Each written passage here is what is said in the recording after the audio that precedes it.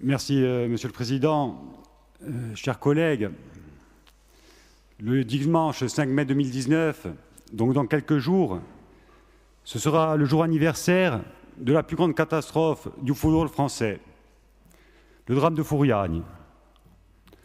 Lorsque le coup de sifflet final de la 35e journée de Ligue 1 sera sifflé, des milliers de supporters fêteront probablement une victoire à Nantes ou à Montpellier. Ils fêteront probablement une qualification en Coupe d'Europe à Lyon ou à Lille, ou encore ils fêteront un maintien en Ligue 1 à Toulouse ou à Monaco. Alors que ce même jour, des milliers de Corses se souviendront du 5 mai 1992. Ils se souviendront des 19 personnes décédées. Ils se souviendront des 2357 blessés. Ils se souviendront aussi de la souffrance des familles. Et ils se souviendront enfin des victimes meurtries dans leur chair et dans leur âme. Moi aussi, chers collègues, je me souviens parfaitement de ce 5 mai 1992. Un témoignage personnel, moi aussi. Je me souviens être allé au stade, accompagné de mon père, mes deux frères, un cousin venu pour l'occasion de Paris. Je me souviens d'avoir été détourné de la tribune ouest, de la tribune nord, pardon, où nous avions les places, vers la tribune ouest par les services de sécurité. Je me souviens d'avoir été heureux et impatient que le match débute. Et surtout, je me souviens du souffle terrible lors de la chute de la tribune. J'avais 14 ans, mais je me souviens parfaitement de ce jour tragique.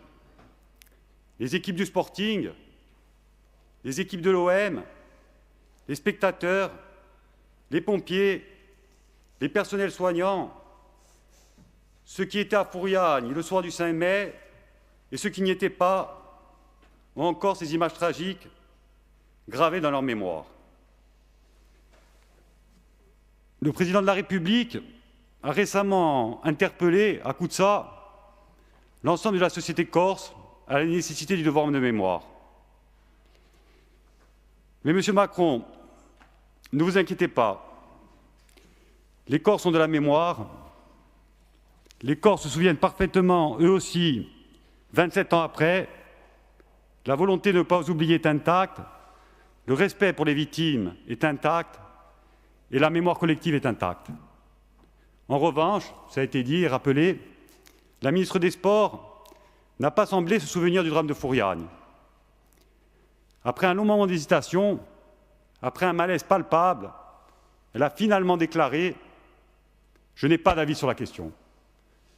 Je n'ai pas forcément d'avis sur la question. » Donc, si la ministre des Sports n'a pas d'avis sur la question, peut-être que la Fédération française de football ou la Ligue professionnelle de football a un avis sur la question. Peut-être même que le gouvernement a un avis sur la question. Peut-être que même le président de la République a un avis sur la question. Eh bien nous, Assemblée de Corse, collectivement, puisque l'ensemble des groupes se sont associés à cette motion, nous avions un avis clair sur la question. Un avis partagé, un avis simple, limpide, un avis tranché. Il est constant, il est le même depuis 27 ans. Notre avis, ce n'est pas de match le 5 mai. Pas de match le 5 mai, ni le vendredi, ni le samedi, ni même le dimanche. Les instances du football français et le gouvernement doivent nous entendre. Ils doivent entendre la souffrance des familles, des victimes, le combat, bien sûr, du collectif du 5 mai, les demandes répétées de la collectivité de Corse et même d'autres instances. Nous restons déterminés à nous faire entendre, déterminés pour que plus aucune rencontre de football professionnel ne se joue un 5 mai. Pour conclure, il me semble que les impératifs financiers du football business, droits de télé, influence dans les stades, sponsoring, nous pouvons y opposer les valeurs universelles du sport, la solidarité, la citoyenneté et surtout le respect. Il est peut-être encore temps, nous l'espérons, et nous lançons un appel solennel pour que les instances du football français et le gouvernement reportent les matchs prévus